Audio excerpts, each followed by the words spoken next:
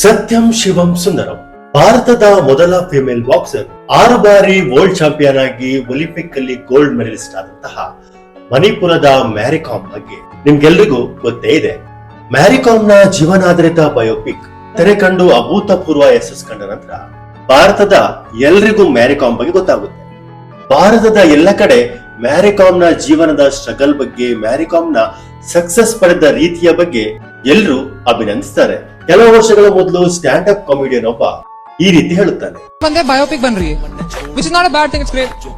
लेकिन जो बंदा जिंदा है तो उसे बायोपिक कैसे बना सकते? वेट करो, क्या पता हक दे बाकी की जिंदगी में यार. ಬದುಕಿರುವ ಜನಗಳ ಬಯೋಪಿಕ್ ಮಾಡಬಾರದು, ಯಾಕಂದ್ರೆ ಯಾರಿಗ್ ಗೊತ್ತು ಅವನು ಮುಂಬರುವ ದಿನಗಳಲ್ಲಿ ತಮ್ಮ ಜೀವನದಲ್ಲಿ ಕಕ್ಕ ಮಾಡಬಹುದು ಅಂತ ಹೇಳಿ. ಇತ್ತೀಚೆಗೆ ಮ್ಯಾರಿಕಾಮ್ ರವರು ಅದೇ ರೀತಿ ಮಾಡಿದ್ದಾರೆ. ರಜತ್ ಶರ್ಮರವರ ಶೋಗೆ ಬಂದಂತಹ ಮ್ಯಾರಿಕಾಮ್ ರಜತ್ ಶರ್ಮರವರ ಒಂದು ಪ್ರಶ್ನೆಗೆ ಉತ್ತರ ಕೊಟ್ಟು ಎಲ್ಲಾ ಕಡೆ ಬ್ಯಾಕ್ ಲ್ಯಾಶ್ಗೆ ಕಾರಣವಾಗಿದ್ದಾರೆ. ಸೋಷಿಯಲ್ ಮೀಡಿಯಾದಲ್ಲಿ ಮ್ಯಾರಿಕಾಮ್ ಅನ್ನು ಎಲ್ಲರೂ ಹಿಗ್ಗಾಮುಗ್ಗಾ ತರಾಟೆಗೆ ತೆಗೆದುಕೊಂಡಿದ್ದಾರೆ.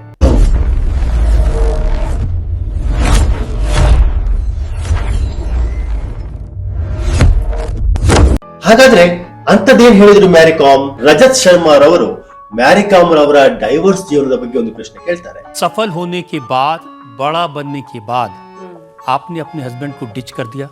उसने चीट किया, डिच किया. कि उनका सक्सेसफुल करियर छोड़ के कहाँ सक्सेसफुल करियर? कुछ भी सक्सेसफुल करियर है ही नहीं. शादी किया, मेरा अर्निंग से सब कुछ मिल गया. उन्होंने तो ये कहा कि वो घर और बच्चों को संभालते रहे, अपने लाइफ सेक्रीफाइस करते रहे और आप मेडल पर मेडल कुछ जीतते भी नहीं. कहाँ सेक्रीफाइस किया? मेरा माँ आया और लड़की लोग है, मैं रखा हूँ. ಮ್ಯಾರಿಕಾಮ್ ರ ಹಸ್ಬೆಂಡ್ ರವರು ತಮ್ಮ ಸಕ್ಸಸ್ಫುಲ್ ಕರಿಯರ್ ಅನ್ನು ಬಿಟ್ಟು ಇನಿಷಿಯಲ್ ಡೇಸ್ ಗಳಲ್ಲಿ ಮ್ಯಾರಿಕಾಮ್ ರಿಗೆ ಸಪೋರ್ಟ್ ಮಾಡಲು ತಮ್ಮ ಫುಟ್ಬಾಲ್ ಕರಿಯರ್ ಅನ್ನು ಬದಿಗಿಟ್ಟು ಮನೆ ನಿಭಾಯಿಸದಾಗಿರ್ಬೋದು, ಮಕ್ಕಳನ್ನು ನಿಭಾಯಿಸುವ ಕೆಲಸಗಳನ್ನು ಮಾಡ್ತಿದ್ರು. ಆದ್ರೆ ಇತ್ತೀಚೆಗೆ ಮ್ಯಾರಿಕಾಮ್ ರ ಹೇಳಿಕೆ ಮಾತ್ರ ಮ್ಯಾರಿಕಾಮ್ ರವರ ಹಸ್ಬೆಂಡ್ ಮಾಡಿದ ಸ್ಯಾಕ್ರಿಫೈಸ್ ಗಳಿಗೆ ಬೆಲೆ ಇಲ್ಲದಂತಾಗಿದೆ. ಮ್ಯಾರಿಕಾಮ್ ರ ಪ್ರಕಾರ ಅವರ ಹಸ್ಬೆಂಡ್ ಒಬ್ಬ ನಿಷ್ಪ್ರಯೋಜಕ, ಒಬ್ಬ ಮಹಿಳೆಯ ಅರ್ನಿಂಗ್ಸ್ ಅನ್ನು ಉಪಯೋಗಿಸಿಕೊಂಡು ಬಾಳು ಬದುಕಿದಂತಹ ನಿಷ್ಪ್ರಯೋಜಕ. ಅವರ ಹಸ್ಬೆಂಡ್ಗೆ ಯಾವುದೇ ರೀತಿಯ ಸಕ್ಸಸ್ಫುಲ್ ಕರಿಯರ್ ಇರಲಿಲ್ಲ.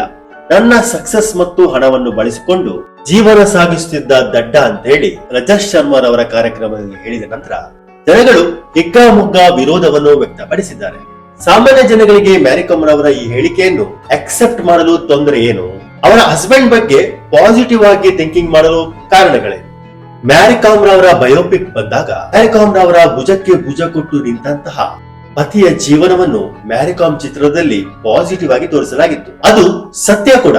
ಮ್ಯಾರಿಕಾಮ್ ಮತ್ತು ಅವರ ಹಸ್ಬೆಂಡ್ ಜೊತೆಯಾಗಿ ಕೊಟ್ಟಂತ ಇಂಟರ್ವ್ಯೂಗಳು ಕೂಡ ಇವಾಗ ವೈರಲ್ ಆಗ್ತಿದೆ. ಆ ಇಂಟರ್ವ್ಯೂಗಳಲ್ಲಿ ಹಸ್ಬೆಂಡ್ ಕ್ಲಿಯರ್ ಆಗಿ ಹೇಳ್ತಾ ಇದ್ದಾರೆ, ಮ್ಯಾರಿಕಾಮ್ ಮೊದಲ ಫಿಮೇಲ್ ಬಾಕ್ಸರ್, ಅವರಿಗೆ ಸ್ಲೋಲಿ ಆಗಿ ಸಕ್ಸಸ್ ಬರ್ತಾ ಇದೆ.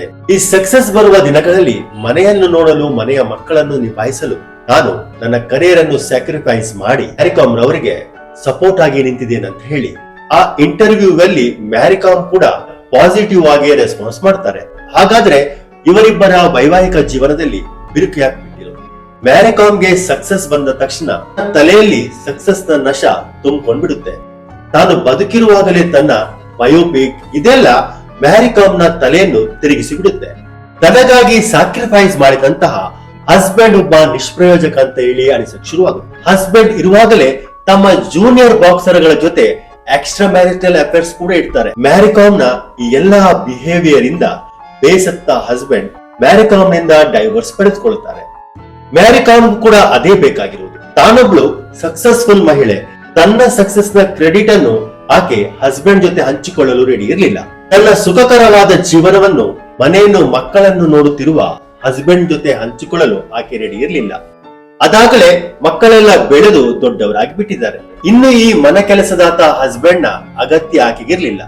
ಆದ್ರೆ ಕರ್ಮ ರಿಟರ್ನ್ಸ್ ಅಂತ ಹೇಳ್ತಾರಲ್ಲ, ಮ್ಯಾರಿಕಾಮ್ ಜೀವನದಲ್ಲಿ ಕೂಡ ಈ ಕರ್ಮ ಕೆಲಸ ಮಾಡಿದಂತೆ ಹೇಳ್ಬಹುದು. ರಜತ್ ಶರ್ಮಾ ಅವರ ಶೋದಲ್ಲಿ ಹೇಳಿದಂತ ಒಂದೇ ಒಂದು ಮಾತಿನಿಂದ ತಮ್ಮ ಎಂಟೈರ್ ಜೀವನದಲ್ಲಿ ಪಡೆದುಕೊಂಡ ರೆಸ್ಪೆಕ್ಟ್ ಗೆ ತಣ್ಣೀರು ಎರಚಿದ್ದಾರೆ. ಇದರ ಜೊತೆ ಜನಗಳು ಮಹಿಳೆಯರಿಗೆ ಸಕ್ಸಸ್ ಸಿಕ್ಕರೆ ಯಾವ ರೀತಿ ಬದಲಾಗುತ್ತಾರೆ ಅಂತ ಹೇಳಿ ಜನಗಳು ಈಕೆಯ ವರ್ತನೆ ಎಕ್ಸಾಂಪಲ್ ಅನ್ನು ಕೊಡ್ತಾರೆ.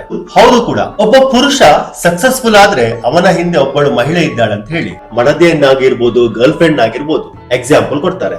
ಪುರುಷ ಕೆಲಸಕ್ಕೆ ಹೋಗ್ಬೇಕಾದ್ರೆ ಮಹಿಳೆ ಸ್ಯಾಕ್ರಿಫೈಸ್ ಮಾಡಿ ಮನೆ ಮಕ್ಕಳನ್ನು ಸಂಭಾಳಿಸುತ್ತಾಳೆ. ಆ ಸ್ಯಾಕ್ರಿಫೈಸ್ ಗೆ ಬೆಲೆ ಇರುತ್ತೆ. ಪತಿ ಸಂಪಾದಿಸಿದ ಹಣ ಪ್ರಾಪರ್ಟಿಯಲ್ಲಿ ಹೆಂಡತಿಗೆ ಸಮಪಾಲಿರುತ್ತೆ. ಆದ್ರೆ ಪತಿ ಎಲ್ಲಿಯೂ ತನ್ನ ಹೆಂಡತಿ ಮನೆಯ ಕೆಲಸದಾಕೆ ಅಂತೇಳಿ ಅನ್ಕೊಳ್ಳುವುದು ಬಹಳ ಕಮ್ಮಿ. ಆದ್ರೆ ಎಲ್ಲಾ ಸಕ್ಸಸ್ಫುಲ್ ಹೆಂಗಸರ ಹಿಸ್ಟರಿಯನ್ನು ತೆಗೆದುಕೊಂಡು ನೋಡಿದ್ರೆ ಸಕ್ಸಸ್ಫುಲ್ ಆದ್ರ ಹೆಂಗಸರಿಗೆ ಅವರುಗಳ ಪತಿ ಈಕ್ವಲಿ ಸಕ್ಸಸ್ಫುಲ್ ಆಗದಿದ್ರೆ ಈತ ನನಗೆ ಲಾಯಕ್ಕಾದ ಪತಿ ಅಲ್ಲ ಅಂತ ಹೇಳಿ ಅನಿಸಕ್ಕೆ ಶುರುವಾಗುತ್ತೆ. ಮ್ಯಾರಿಕಾಮ್ ಜೀವನದಲ್ಲಿ ಕೂಡ ಇದೇ ರೀತಿಯಾಗಿರೋದು. ತನ್ನ ಕರಿಯರ್ ಅನ್ನು ಬಿಟ್ಟು ಮ್ಯಾರಿಕಾಮ್ ನ ಪತಿ ಮನೆ ಸಂಭಾಳಿಸುವುದು, ಮಕ್ಕಳು ಸಂಭಾಳಿಸುವುದು ಮಾಡಿರೋದು ಮ್ಯಾರಿಕಾಮ್ಗೆ ಇದೊಂದು ಬಹಳ ದೊಡ್ಡ ಸ್ಯಾಕ್ರಿಫೈಸ್ ಅಂತ ಅನಿಸೇ ಇಲ್ಲ.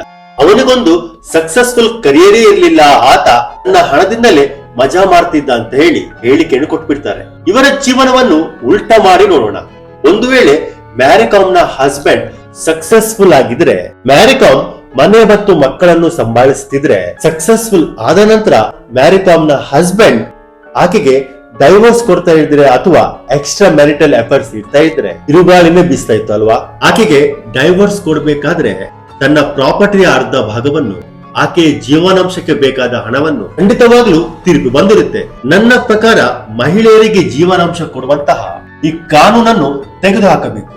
ಇವಾಗ ಮಹಿಳೆಯರು ಪುರುಷರಿಗೆ ಸರಿಸಾಟಿಯಾಗಿ ಬದುಕಲು ಸಕ್ಷಮವಾಗಿದ್ದಾರೆ. ಪತಿ ಮತ್ತು ಪತ್ನಿಯ ಸಂಬಂಧ ಕೇವಲ ಹಣ ಮತ್ತು ಪ್ರಾಪರ್ಟಿಯ ಮೇಲೆ ನಿಲ್ಲದೆ ನಿಷ್ಕಲ್ಮಶವಾದ ಪ್ರೀತಿ ಸಂಬಂಧ ಇದ್ರೆ ಇದು ಯಾವುದೇ ರೀತಿಯ ತೊಂದರೆಗಳು ಬರಲ್ಲ. ಸಕ್ಸಸ್ ಪತ್ನಿಗಾದ್ರೂ ಸಿಗ್ಲಿ, ಪತಿಗಾದ್ರೂ ಸಿಗ್ಲಿ, ಇಬ್ಬರು ಜೊತೆಯಾಗಿ ಎಂಜಾಯ್ ಮಾಡಿದ್ರೇನೆ ಪತಿ ಪತ್ನಿ ಎನ್ನುವ ಮಾತಿಗೆ ಅರ್ಥವಿರುತ್ತೆ. ಅದೇ ರೀತಿ ಯಾವುದೇ ಪರ್ಸನ್ ಆಗಿರ್ಲಿ, ಇತರರಿಗೋಸ್ಕರ ತಮ್ಮ ಕರಿಯರ್ ಅನ್ನು, ತಮ್ಮ ಜೀವನವನ್ನು ನೆಗ್ಲೆಕ್ಟ್ ಮಾಡಬಾರದು ಎನ್ನುವ ಒಂದು ಸತ್ಯವನ್ನು ಈ ಒಂದು ಇನ್ಸಿಡೆಂಟ್ ನಮ್ಗೆ ತೋರಿಸಿಕೊಡುತ್ತೆ. ಇತರರ ಜೀವನಕ್ಕೋಸ್ಕರ ತಮ್ಮ ಜೀವನವನ್ನು ಮುಡಿಪಿಟ್ಟು ಇತರರಿಗೆ ಸಕ್ಸಸ್ಫುಲ್ ಆಗಲು ನಾವು ಸಹಾಯ ಮಾಡಿದ್ರೆ ಅವರು ಮುಂದೆ ಸಕ್ಸಸ್ಫುಲ್ ಆಗಿ ನಮ್ಮನ್ನು ನೆನಪಿಟ್ಟುಕೊಂಡು ಜೀವನ ಪರ್ಯಂತ ನಮ್ ಜೊತೆಗೇನೆ ಇರ್ತಾರೆ, ನಮ್ಗಳಿಗೆ ಸಹಾಯ ಮಾಡ್ತಾರೆ ಅಂತ ಹೇಳಿ ಯಾವ ಗ್ಯಾರಂಟಿನೂ ಇರಲ್ಲ. ಹೆಂಡತಿಯಾಗಿರ್ಲಿ, ಗಂಡನಾಗಿರ್ಲಿ, ಮಕ್ಕಳಾಗಿರ್ಲಿ, ಅಣ್ಣ, ಅಕ್ಕ, ತಮ್ಮ, ತಂಗಿ ಎಲ್ರಿಗೂ ಅನ್ವಯವಾಗುತ್ತೆ. ಆದುದರಿಂದ ನಮ್ಮ ಜೀವನದಲ್ಲಿ ಸಕ್ಸಸ್ಫುಲ್ ಆಗುವುದು ಮೋಸ್ಟ್ ಇಂಪಾರ್ಟೆಂಟ್ ಥಿಂಗ್ಸ್.